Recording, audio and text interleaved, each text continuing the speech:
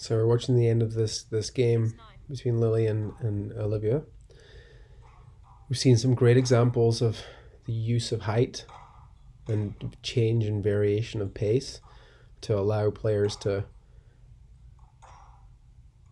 both in an easy way, just get back in the rally and keep it simple, and in another way, turn defense to attack, and in another way, just play very subtle changes in pace and height on the wall to cause problems for your opponents. I think we've all felt it when your opponent hits something slightly different than they normally do, that then causes us huge difficulties with our next shot.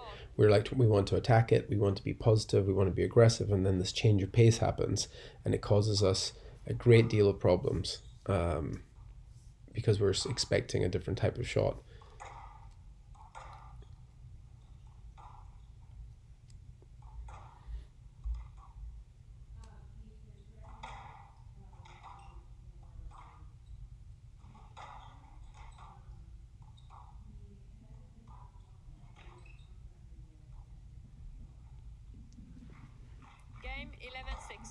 And that's the end of the game.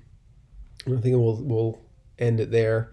And I think the biggest thing that I would love to get across is that even I'm watching this now, and I've seen a lot of squash in my life. I've played a lot of squash in my life. I've coached a lot of squash.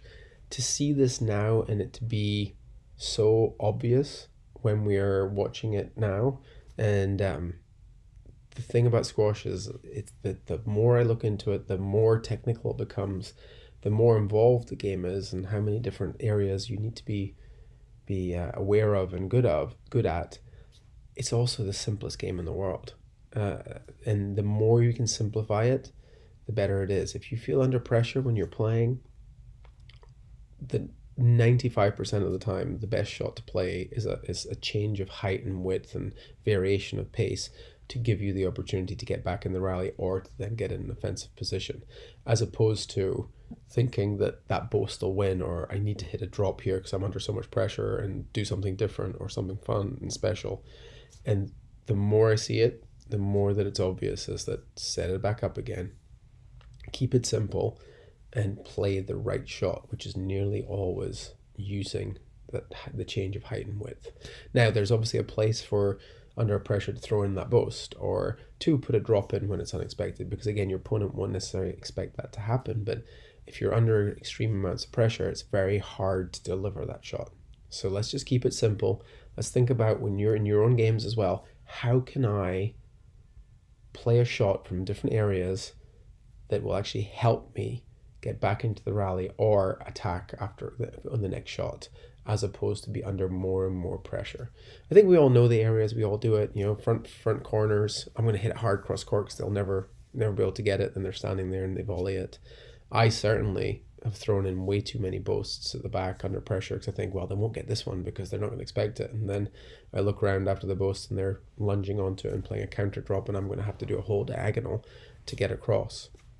Balls from 3/4 court, when I hit it harder than I should and lower than I should because I think that's the way I'm going to get the ball through, and the ball just stops halfway in the court. My opponent stays in front of me and puts me under pressure.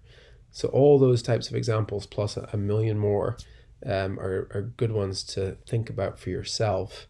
And then what would happen if I didn't play that shot, but I played A, B, or C, higher and straighter, higher and cross court, completely lifted, 3/4 pace, whatever it is, all these different types of shots. What would change for the next shot? What would it mean for my position on tee? What would it mean for the stress I'm under? What would it mean for my ability to attack the next one? So I'd love you to just think about all those different types of things, because this is a great way of thinking about simplifying your game. And if you simplify it, you will improve. One final point is, every time we play a game such as you can only hit straight only, or one player can only hit straight in a condition game, it's surprising that the person who ends up only hitting straight generally can win, or certainly plays a lot better. And the reason being is half your options are taken away from you. Therefore, you're simplifying your process, you're simplifying how you're thinking about the game, and therefore you're delivering a much higher quality and a much simpler game plan, as opposed to having too much going on and potentially hitting the wrong shot more often. So it's interesting when you think about it that way, that by giving yourself, limiting your options and just saying, under pressure, I'm going to lift it. When I'm not under pressure, I'm going to hit down on it. And if you think that way, overly simplistic as it is, it will definitely improve your game. All right, everyone, good luck with thinking about this. Please write down as much as you can for your own game here. This isn't about just watching someone else or listening to me talk again. This is about you thinking about your game. Where, when, how should you change it, or how should you be thinking about it in relation to varying height and pace? All right, good luck, everyone, and we'll speak soon.